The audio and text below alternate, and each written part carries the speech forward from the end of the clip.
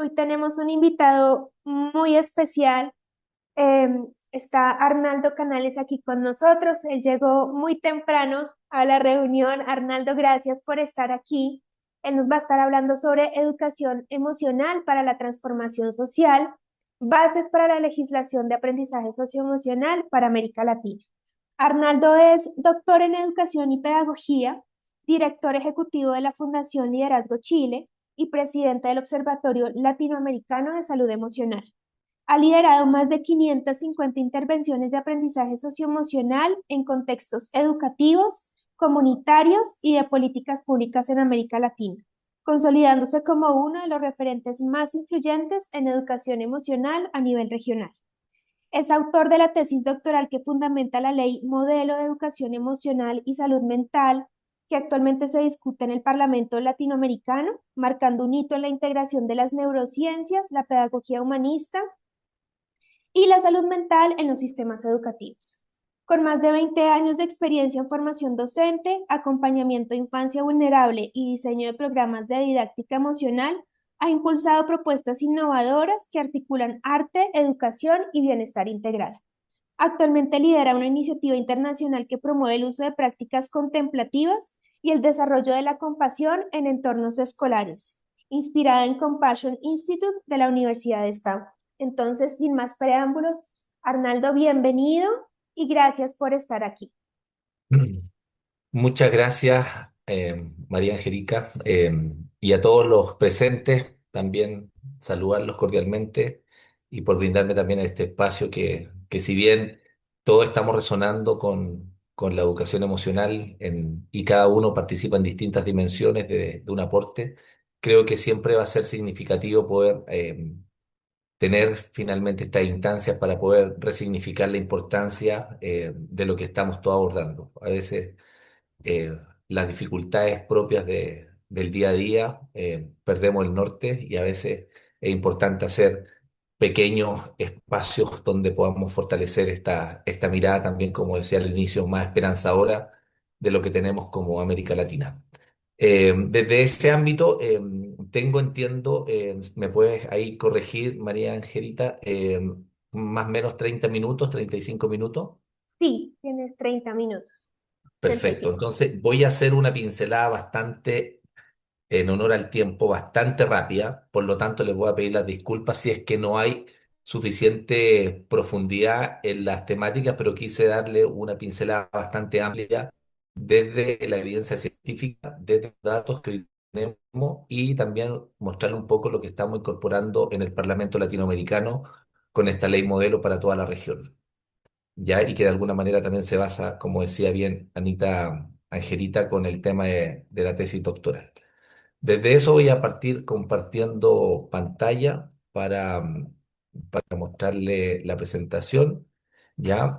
Partiendo por la base de este estudio que probablemente muchos ya conocen, pero es la matriz de las mayores mega metaanálisis que hay a nivel mundial. Esto es lo que hace Joseph Durlack de la Universidad de Chicago. Incorporan 213 programas en más de 270.000 estudiantes en distintas partes del mundo y finalmente llegan a las bases de la evidencia más fuerte que hay hoy día y que finalmente toman el modelo CEL. Cuando hablamos del modelo pentagonal, el modelo de Cassel, las distintas miradas que hay hoy día con tantos modelos, cada uno le pone nombre y apellido distinto, pero la base es la misma, para no enredarnos un poco. La autoconciencia la pueden denominar con distintas miradas, pero esta es la base. Cuando Joseph Durlack analiza esto, analiza tres variables que son importantes con su equipo, que es primeramente la formación y el aprendizaje socioemocional. Todos los casos de éxito tenían una fuerte incidencia en profundizar en el trabajo socioemocional, es decir, en la práctica activa y concentración y tiempos dedicados. Y también analizaba las conductas antisociales y cómo gradualmente estas iban modificando en conductas prosociales. Cuando hablamos de emociones prosociales, hablamos de bondad, de altruismo, de colaboración, de compañerismo, tomando también los estudios de Tomasello, donde efectivamente los niños ya vienen reseteados con emociones prosociales que lamentablemente en el transcurso de su primera infancia esto repercute más en individualismo, en competencia. Y finalmente estos datos no quedan tan a flor de piel frente a las realidades que hoy día vivimos como sociedad. Y también se fijaron un elemento importante que está vinculado al rendimiento académico. Cuando tomamos todos estos elementos, en términos bien resumidos, porque mucho más profundo, tomamos finalmente algunos de los resultados que son más importantes en estos estudios. Primeramente, los cambios actitudinales que hay en los niños. El rendimiento académico aumenta entre un 15 y un 20%, mejora la actitud con ellos y con otros, trabajan más colaborativamente, hay reducción de las conductas antisociales y un tema que venimos hablando mucho con el doctor Vizquerra, que es uno de los aspectos más importantes de la educación emocional, aunque no tomen ningún otro, es la reducción de la violencia. Solamente ese puro hecho debiese ser vital para la construcción de una política pública que incorpore el desarrollo socioemocional en un aula, principalmente por lo que estamos viendo a nivel social.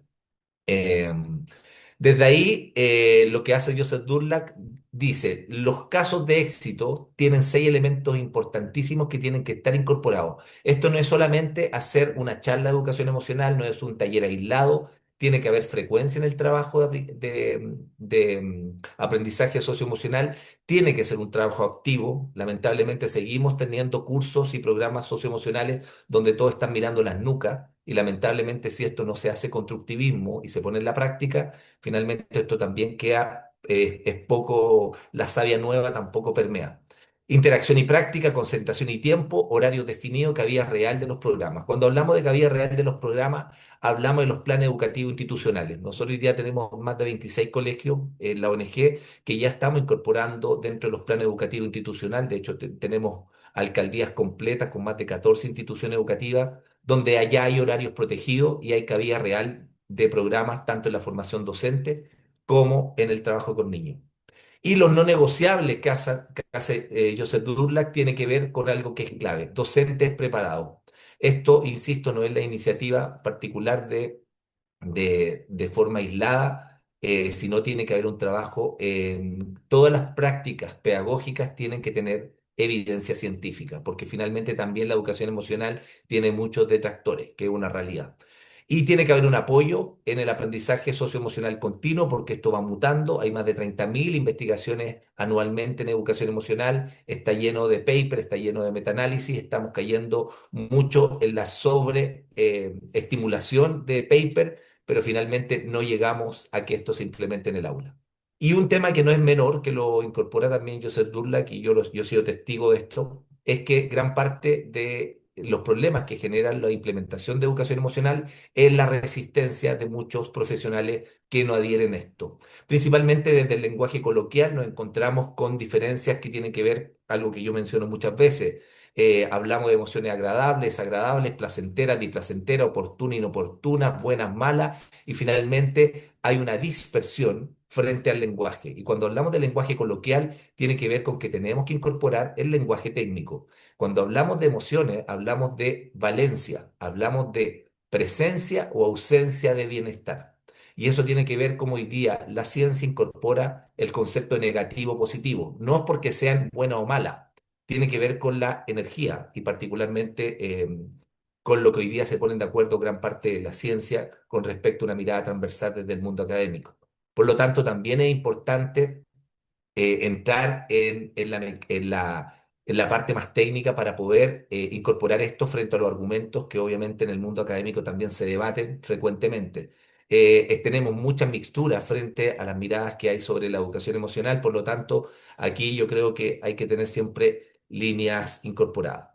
Lo que dice Durlac, maravilloso, creo que es clave y esto se fortalece en este año 2025, enero 2025, para los que no lo han visto, se integra esta guía con el incorporar el aprendizaje socioemocional. Cuando hablamos de los ODS que nacen en el 2015, hablamos de 3 elementos que yo habitualmente menciono: salud y bienestar, educación de calidad y la 16 que es paz y justicia. Si uno desagrega todos los ODS, la verdad es que no hay educación emocional. Y eso es lo que hoy día viene a incorporar la UNESCO. Miren qué interesante. ¿Y qué hace la UNESCO? Hace este mismo análisis, incorpora finalmente el modelo CEL como principal eslabón para poder aplicar el argumento de que el aprendizaje socioemocional se tiene que incorporar. No voy a profundizar finalmente en todo lo que sabemos que incorpora la educación emocional, pero quiero hacer el match porque es importante que los estudios que hace Joseph Durlac con lo que hoy día solicita la UNESCO está en sintonía, es la misma información y es el mismo punto de vista. Por lo tanto, ahí tenemos un punto a favor. Y finalmente quiero solamente mencionar, para no quedarme, porque la guía creo que ustedes la pueden buscar, está ahí en las redes, las recomendaciones clave. Y yo solamente más allá de hablar de las recomendaciones clave, las 9 recomendaciones, me quedo con la primera, que es garantizar el bienestar y la seguridad laboral del profesorado. Hoy día sabemos que hay una realidad que está incorporado al tema de angustia emocional, en este concepto de burnout o de cómo se apaga este docente, donde hoy día hay una sobreexigencia y un tema que lo mencioné hace poco en Argentina, sobre todo con temas de inteligencia artificial. El primer paso para hablar de inteligencia artificial con un docente es quitarle el trabajo administrativo, la planificación. Si nosotros queremos avanzar en eso, más allá de estar hablando de IA y todo lo que hoy día se habla, es sacarle el trabajo administrativo y dejarles espacio para que el docente pueda tributar en esta calidad de presencia con los estudiantes y no llevarse trabajo para la casa o tener que planificar. Hoy día tenemos muchas herramientas que nos permiten sistematizar mucho más este ciclo vital en la formación de un niño. Y dicho esto, tomando ya la evidencia en términos bien concretos, una investigación que hizo uno de nuestros docentes, director de uno de los másteres que tenemos en la ONG, Rodrigo Roja, incorporamos esta investigación que es muy decidora con respecto a un solo elemento. El 80% de los docentes se involucran diariamente en la salud mental de sus estudiantes. Quieran o no quieran, mire lo que les digo, un docente que no se quiere involucrar se involucra igual. En un pasillo con un niño llorando, en la contingencia propia de los riesgos psicosociales de ese niño por pobreza, delincuencia, drogadicción, violencia intrafamiliar. Lamentablemente en América Latina más del 52% de los entornos de los hogares tiene violencia doméstica. Por lo tanto, es una realidad que también absorbe las comunidades educativas. Y cuando los entornos de riesgo psicosocial son mucho más violentos, en poblaciones, en favelas o en lugares donde hay mucho, esto repercute en más de un 40% en la violencia escolar. Es decir, si mi población, mi barrio, tiene violencia, eso repercute en más de un 30% también en la exacerbación de la violencia en las mismas instituciones, que también es un dato no menor, porque esto es finalmente multifactorial. ¿Ya? Desde esto yo tomo 3 dimensiones que son básicas para poder explicárselo a una familia cuando hablamos de objetivos triangulados, a una familia, a un docente, que finalmente y el capital humano del niño, en 3 elementos que son claves. Primero, la base. Aquí ya lo sabemos probablemente todos los que estamos insertos en esto, que la primera dimensión tiene que ver con competencias emocionales. Tenemos que fortalecer el desarrollo de estas 3 dimensiones, particularmente hablo de la conciencia, la regulación y la autonomía como pilares fundamentales. Este es el primer eslabón. Y esto es tan amplio que lo voy a profundizar un poco más adelante, pero me voy a ir al autoconocimiento. Dentro del autoconocimiento, tomando la mirada de la psicología humanista, de los estudios que hace Carl Rogers, desde lo que hace Abraham Maslow, y todo lo que hoy día tenemos, tanto lo que hace Adam Grant en Harvard, lo que hace Nathaniel Branden, lo que hace Ruth Benedict, antropóloga norteamericana, hablamos que hoy día tenemos más de 25 microcompetencias que tienen que ver con la sana autoestima de un niño. Y ninguna de estas se abordan desde el autoconocimiento, principalmente entendidas desde de los flagelos, con un ejemplo muy concreto. Un niño que le hacen bullying y tiene baja autoestima es mucho más propenso a vivir estados depresivos que un niño que no tenga, que tenga obviamente esta herramienta y este cofre. En el liderazgo solamente, y un trabajo que hicimos en la Cámara Chilena de Comercio, junto con el doctor Rafael Vizquerra, hay más de 70 microcompetencias que están vinculados al desarrollo integral de un líder. Imagínense lo amplio de esto. Entonces, tomando esta primera dimensión de competencias emocionales, yo generalmente hago este parangón también con lo que dice Edith Heger, psiquiatra norteamericana, que escribió el libro La bailarina de Auschwitz, cuando dice que la depresión es contraria a la expresión. Cuando somatizamos, no expresamos, no verbalizamos lo que nos pasa, finalmente enfermamos. Pero cuando tenemos la capacidad de verbalizar, de comunicar, de hacer un ejercicio tan genuino y tan vulnerable como sentir cómo me siento, finalmente estamos sanando. Esta dimensión es mucho más amplia, obviamente le estoy dando solamente un esbozo, y aquí entramos finalmente a los que se definen como habilidades blandas, competencias socioemocionales. Nosotros hablamos de las soft skills, pero finalmente yo creo que son las power skills. Los gringos le ponen muchos nombres, bueno, obviamente estamos todos con el extranjerismo metido permanentemente. Y aquí hablamos de varias dimensiones y que son finalmente más de un 60% de los conflictos laborales que va a tener ese niño el día del mundo laboral. Son las variables en las que nos capacitan permanentemente en el mundo de la academia, en la empresa, nos capacitan en estas habilidades cuando ya somos adultos. El constructo mental está tan arraigado que cuando a nosotros nos hablan de escucha activa, nos hablan de empatía, cuando tengo 35, 40 años en una empresa, es muy difícil que estas competencias se desarrollen. Todos los estudios que hay sobre el desarrollo de este tipo de dimensiones, finalmente, si no hay un trabajo de una cultura organizacional, finalmente esto no permea porque son programas que finalmente no adoptan una mirada de formación continua y ciclo vital. Por lo tanto, yo siempre digo y lo reitero permanentemente, a nosotros nos contratan por lo que sabemos y en el 99% de los casos nos despiden por la forma de ser. Por lo tanto, si uno no entiende esto como un eslabón importantísimo, finalmente no queda lamentablemente inconexo frente a la realidad. Y finalmente la tercera dimensión, cuando yo orbito un eje, tengo el equilibrio de mi mundo interior, mi relación con otros, siendo seres gregarios, finalmente entramos al objetivo final que tiene la educación emocional. Si ustedes preguntan, dentro de lo que hoy día sabemos, de lo que existe, ¿cuál es el objetivo principal que tiene el trabajar de educación emocional? Tiene como principal enfoque el bienestar integral de un ser humano. Esa es la misión. Todo lo que viene apalancado hacia atrás, variables que están vinculadas principalmente a los entornos donde nos vinculamos, siempre va a tener como principal orbitar en eje, tener este equilibrio finalmente para ser personas más felices. Un artículo que sacamos el año pasado, bueno, venimos trabajando con el doctor Vizquerra hace años, el concepto de hemodiversidad. Lisa Friedman Barrett habla de granulidad emocional y tomando un poco todo lo que hace Paul Ekman y todas las miradas, hoy día hablamos de hemodiversidad, tomando el concepto de flora y fauna, que viene de la biodiversidad, donde hoy día no hablamos solamente de emociones básicas. Creo que este es el eslabón primero para un niño pequeño, pero quedarnos con emociones básicas finalmente es perder la mirada de lo que hoy día incorpora el desarrollo integral de un ser humano. Obviamente, yo tomo esto como principal parte que tiene que tener la incorporación de la formación de un niño, en la formación de ese adulto para que sea un buen ente modelador. Pero voy a hablar claramente en términos de fase, hablamos también de emociones secundarias. Cuando hablamos de emociones secundarias, hablamos también de que no es lo mismo remordimiento con arrepentimiento. Estamos hablando, por ejemplo, de emociones morales. Estamos hablando de incorporar una profundidad en la dimensión de esta granulidad emocional para poder finalmente profundizar en aquellas dimensiones del vocabulario emocional que es importante determinar. Porque cuando nosotros, y pongo el ejemplo del remordimiento, implica culpa, implica resarcir el daño, implica también carga valórica, por lo tanto estamos entrando en un espacio mucho más profundo y que tiene que ver finalmente con los anclajes que habla Martha Nussbaum, psicóloga norteamericana, con respecto también a las emociones morales frente a los vínculos en comunidad.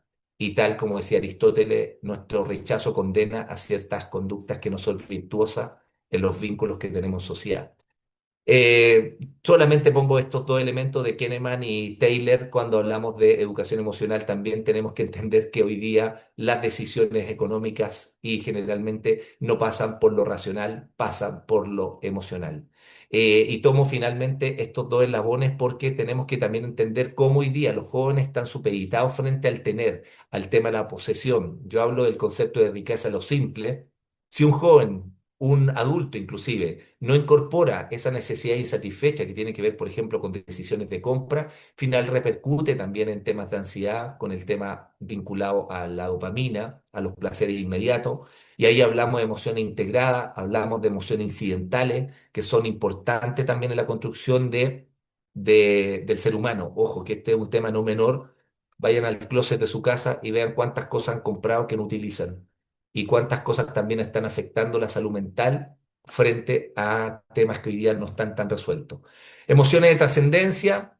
Paul Gilbert, uno de los mayores expertos en el cultivo de la compasión, junto con Gonzalo Brito de la Universidad Católica de Chile, hablamos de emociones que tienen que ver también con el arte del autocuidado. Hoy día tenemos todavía muchas necesidades con respecto a las emociones de trascendencia que finalmente van vinculadas a esta genuina intención de intentar aliviar el dolor de otro ser humano. Por eso existe también el voluntariado, por eso existen tantas ONG, por eso existe la Cruz Roja, los bomberos, en el caso de Chile, que lo hacen gratuitamente, en los Scouts y otras actividades que propician finalmente espacios donde nos sintamos finalmente con un sentido de propósito.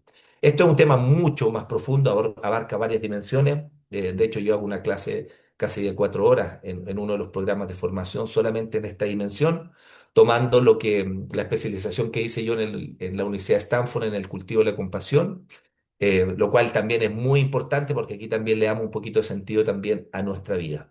Emociones morales, como decía recién, cumplimiento de las normas, el sentido de la obligación, compromiso y responsable en comunidad.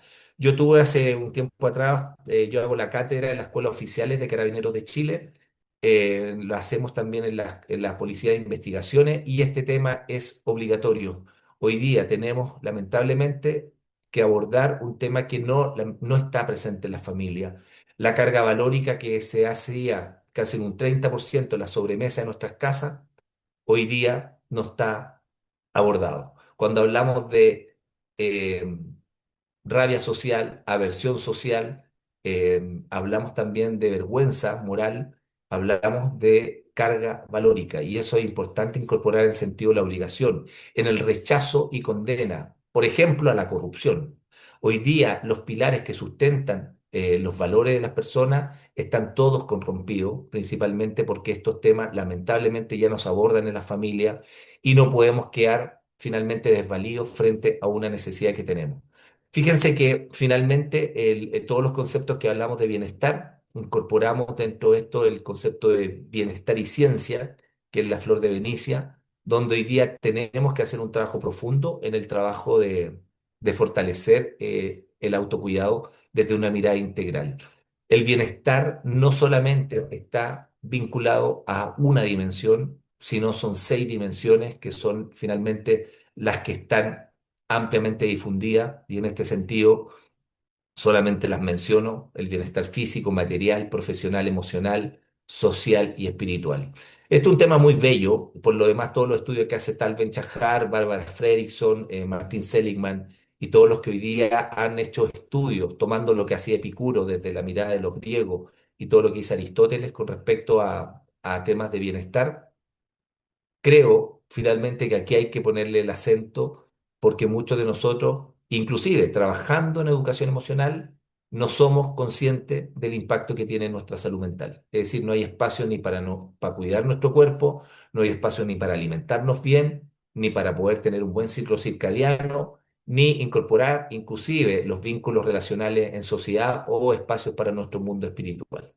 Yo hago un ejercicio muy simple, de 1 a 10, traten de poner ahí, ustedes como oyentes, cuáles son aquellas dimensiones donde están más débiles y donde podrían también fortalecer este espacio.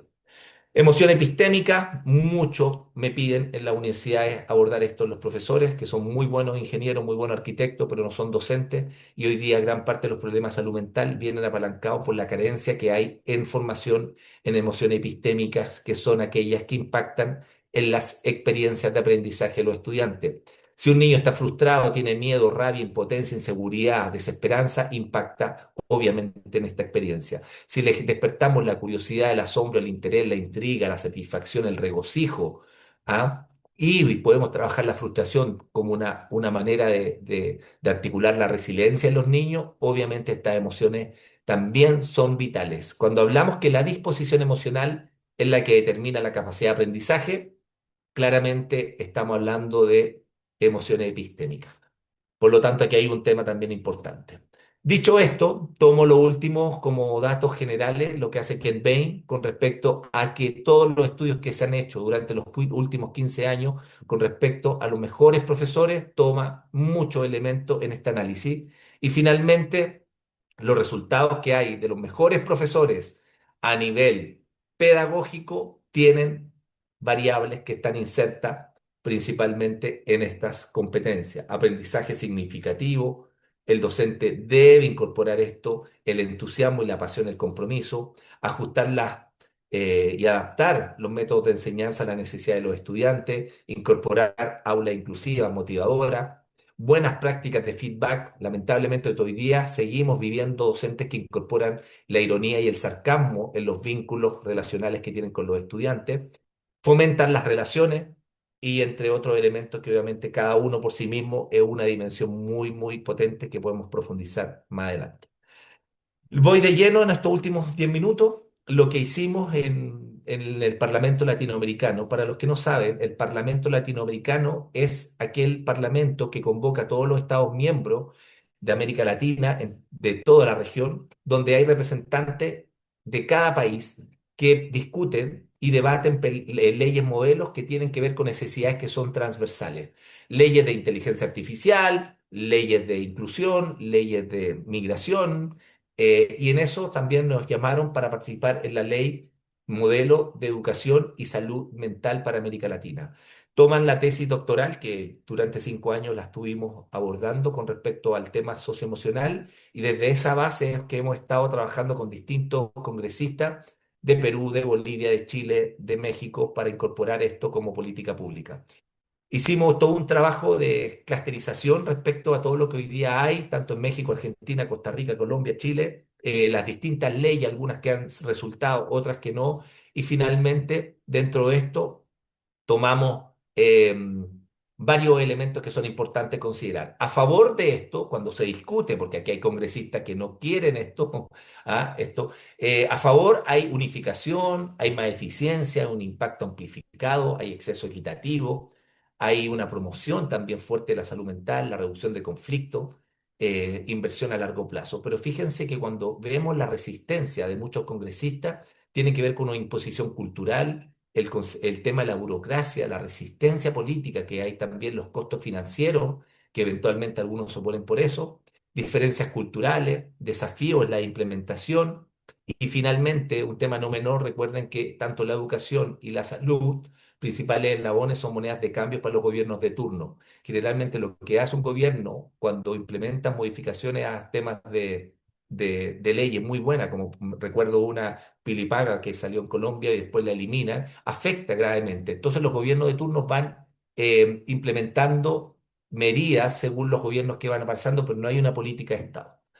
Ahora, lo que nosotros hemos incorporado dentro de eso, solamente como un esbozo, hay algunos artículos que reconocen la educación como algo integral, priorizando la educación emocional sobre las pruebas estandarizadas, establecen principios como calidad integral y equilibrio curricular, reducen las horas dedicadas a la educación emocional con participación de introduce dedicada a la educación emocional con participación de la comunidad escolar.